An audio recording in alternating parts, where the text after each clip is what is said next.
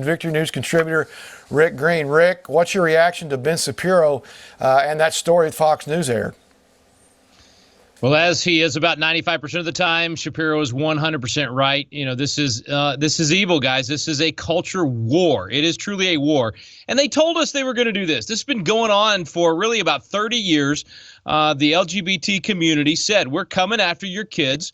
They have managed to take over major institutions in America, and now to put drag queen story hour in front of little children, to now drag little kids to these drag queen shows in our home state of Texas, no less.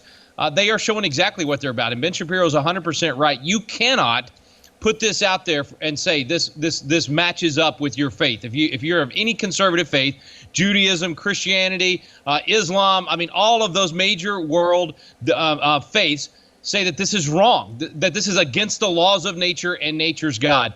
And it's time for people to stand up and say no. I thank God for this city council member in New York. I was really encouraged even to hear that there was someone there willing to stand up against it. But, guys, this is happening in our backyard right here in Texas, too. It's evil. It's wrong. It's child abuse. And if we're not willing to say no to this, then, you know, we've lost the culture completely.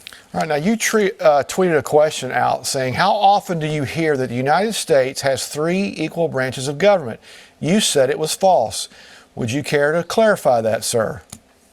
100%, guys. Listen, our Constitution is very clear, and the Federalist Papers that describes how the Constitution works are very clear. The legislative branch necessarily predominates, is what they told us. Why? Because we elect our House every 2 years. We want that to be the place where the most power is.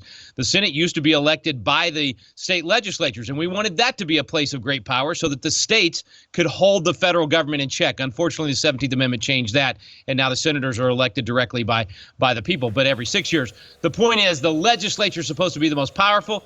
The presidency is supposed to be somewhere in the middle. And the courts, they're supposed to be so weak that you never have to worry about your freedom being taken from them.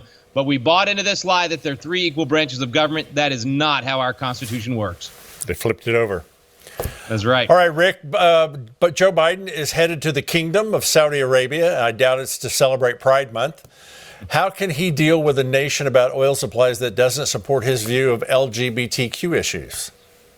Yeah, and not only that, how hypocritical is it for him to go to these other nations and ask them to have more exporting of oil and open the spigot on oil when he's telling his own countrymen, the people in his own nation that would benefit from being able to produce the oil that's right here underneath our feet, plenty there for us to be energy independent again. How hypocritical to say to his own countrymen, you can't produce that oil for whatever radical, ridiculous climate agenda he's after, but yet we're going to go to these other people and encourage them to produce the oil so we can buy it from them. It's America last once again with this president. All right. There's a record-setting wave of migrants getting closer to the Texas border. No one in the administration or DHS seems to care about that.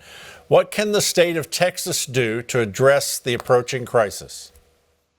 Same thing we've said all along they can do. Article 1, Section 10 empowers the governors to step up here and seal the border and prevent this from happening. I don't have a lot of faith that that's going to happen with the current governors along the border. I would hope that they would. Some of them say they will, but then they don't actually take that action. Hopefully this will be enough pressure to force Governor Abbott to do it here in Texas. I'd love to see Governor Ducey do it in Arizona. I think some of the candidates running for governor there, like Kerry Lake, who you've had on the program, are putting pressure on him as well to do this. But governors are going to have to step up. This is not something that this president is ever going to take care of. He wants this influx. Right. We've got 1 minute here. Senate's looking at a bipartisan gun measure. They're also recommending states enact red flag laws. That should be a red flag to all of us. What's your first take on that?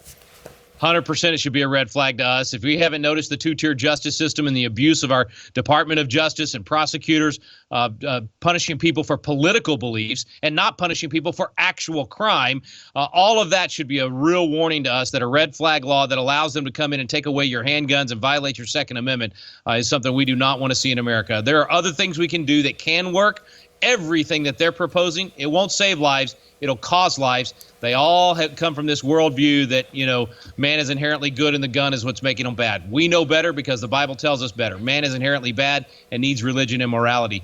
But we also need to be able to have the individual right to keep and bear arms everywhere we go so we can stop that wolf as soon as they show up and try to prey on the sheep. Absolutely true. Rick Green, we'll be back to you in just a moment.